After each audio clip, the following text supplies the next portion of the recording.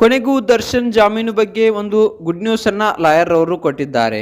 So ಒಂದು ಅಭಿಮಾನಿಗಳು ತುಂಬಾ ಸಂತೋಷದ ಒಂದು ಸುದ್ದಿಯನ್ನ ಅನುಭವಿಸ್ತಾ ಇದ್ದಾರೆ. ಅಭಿಮಾನಿಗಳು ಕುಣಿದು ಕುಪ್ಪಳಿಸ್ತಾ ಇದ್ದಾರೆ. ಸೊ ಅಷ್ಟಕ್ಕೂ ಏನಾಯ್ತು, ನಟ ದರ್ಶನ್ ಜಾಮೀನು ಅರ್ಜಿ ವಿಚಾರಣೆ ಸರ್ಕಾರ ಸುಪ್ರೀಂ ಕೋರ್ಟ್ ನೋಟಿಸ್ನಲ್ಲಿ ಏನಾಯ್ತು, ಸೊ ಇದೆಲ್ಲದ್ರ ಬಗ್ಗೆ ಸಂಪೂರ್ಣವಾದ ಮಾಹಿತಿನ ಈ ಒಂದು ವಿಡಿಯೋದಲ್ಲಿ ನಾನು ನಿಮಗೆ ತಿಳಿಸ್ಕೊಡ್ತೀನಿ. ಅದಕ್ಕೂ ಮುನ್ನ ನೀವೇನು ನಮ್ಮ ಚಾನಲ್ನ ಸಬ್ಸ್ಕ್ರೈಬ್ ಮಾಡಿಲ್ಲ ಅಂದರೆ ಈ ಕೂಡಲೇ ಸಬ್ಸ್ಕ್ರೈಬ್ ಮಾಡಿ, ಹಾಗೆ ಪಕ್ಕದಲ್ಲಿರೋ ಬೆಲ್ ಐಕಾನ್ನ ಪ್ರೆಸ್ ಮಾಡೋದ್ರ ಮೂಲಕ ನಮಗೆ ಸಪೋರ್ಟ್ ಮಾಡಿ.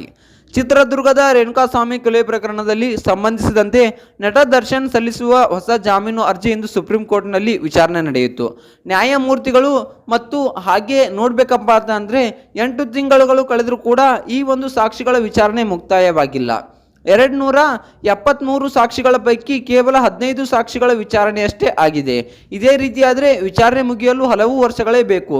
ದರ್ಶನ್ಗೆ ಜಾಮೀನು ಮಂಜೂರು ಮಾಡಿ ಅಂತಕ್ಕಂಥದ್ದನ್ನು ಒಂದು ದರ್ಶನ್ ರವರ ಪರವಾಗಿರುವಂಥ ವಕೀಲರು ಒಂದು ಸುಪ್ರೀಂ ಕೋರ್ಟ್ನಲ್ಲಿ ಒಂದು ನ್ಯಾಯಮೂರ್ತಿಗಳ ಮುಂದೆ ಒಂದು ಬೇಡಿಕೆಯನ್ನು ಇಟ್ಟಿದ್ದಾರೆ.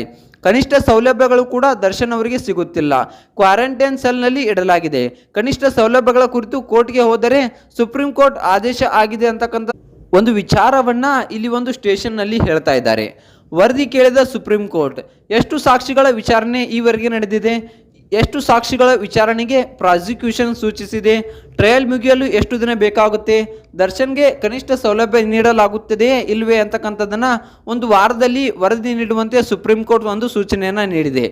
ಹೌದು ಸ್ನೇಹಿತರೆ, ದರ್ಶನ್ 5 ಸ್ಟಾರ್ ಸೌಲಭ್ಯ ಕೊಡಬೇಡಿ ಎಂದಿದ್ದರೆ, ಆದರೆ ಜೈಲು ಅಧಿಕಾರಿಗಳು ಮೂಲಭೂತ ಸೌಕರ್ಯ ಸಹ ನೀಡ್ತಾ ಇಲ್ಲ.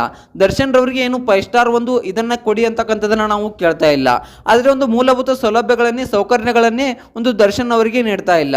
ಒಂದು ವೇಳೆ ರಾಜ್ಯಕ್ಕೆ ಸುಪ್ರೀಂ ಕೋರ್ಟ್ ನೋಟಿಸ್ ನೀಡಿದ್ದು 57ನೇ CCH ಕೋರ್ಟ್ನಿಂದ ಸುಪ್ರೀಂ ಕೋರ್ಟ್ ವರದಿ ನೀಡಿದೆ. ಸೊ ಯಾಕಪ್ಪ ಅಂತಂದರೆ ದರ್ಶನ್ ರವರು ತುಂಬಾ ಒಂದು ಅಪಾಯಕ್ಕೆ ಅಲ್ಲಿ ಒಳಗಾಗ್ತಾ ಇದ್ದಾರೆ. ಅವರ ಬೆನ್ನು ನೋವು ದಿನದಿಂದ ದಿನಕ್ಕೆ ಹೆಚ್ಚಾಗ್ತಾ ಇದೆ. ಸೊ ಇನ್ನು ವಿಚಾರಣೆ ನಡೆಯಲು ತುಂಬಾ ದಿನಗಳು ಬೇಕು. ಸೊ ಆದ ಕಾರಣ ವಿಚಾರಣೆಗಳು ನಡೆಯುತ್ತಿರುವ ಹಾಗೆ ಅವರಿಗೆ ಒಂದು ಬೇಲನ್ನು ಮಂಜೂರಿ ಮಾಡಿ ಅಂತಕ್ಕಂಥದ್ದನ್ನ ಒಂದು ನ್ಯಾಯಮೂರ್ತಿಗಳ ಮುಂದೆ ದರ್ಶನ್ ಪರ ವಕೀಲರು ಒಂದು ವಾದವನ್ನು ಮಂಡಿಸಿದ್ದಾರೆ. ಯಾಕಪ್ಪ ಅಂತಂದರೆ ಅವರಿಗೆ ಯಾವುದೇ ಸೌಲಭ್ಯಗಳು ಕೂಡ ಸಿಗ್ತಿಲ್ಲ. ನಾವೇನು 5 ಸ್ಟಾರ್ ಹೋಟೆಲ್ ಕೊಡಿ ಅಂತಕ್ಕಂಥ ಮಾತನ್ನು ಹೇಳ್ತಿಲ್ಲ, ಮೂಲಭೂತ ಸೌಕರ್ಯಗಳನ್ನಾದರೂ ಕೊಡಿ ಅಂತಕ್ಕಂಥದ್ದನ್ನು ಹೇಳ್ತಾ ಇದ್ದೀವಿ.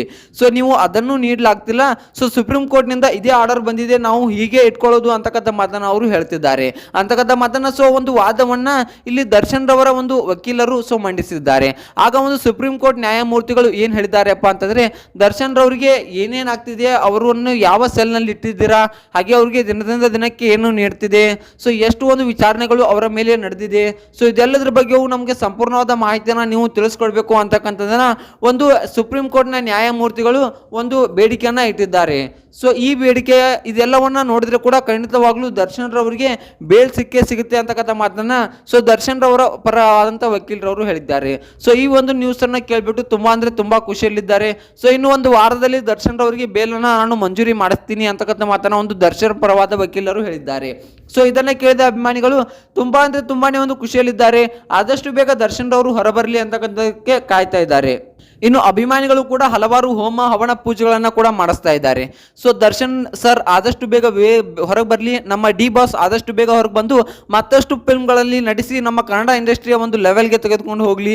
ಅವರಂದ್ರೆ ಎಲ್ಲರೂ ಕೂಡ ಒಂದು ಮಿಸ್ ಮಾಡ್ಕೊಳ್ತಾ ಇದ್ದೀವಿ ಅಂತಕ್ಕಂಥ ಮಾತನ್ನ ಅಭಿಮಾನಿಗಳು ಒಂದು ವ್ಯಕ್ತಪಡಿಸಿದ್ದಾರೆ.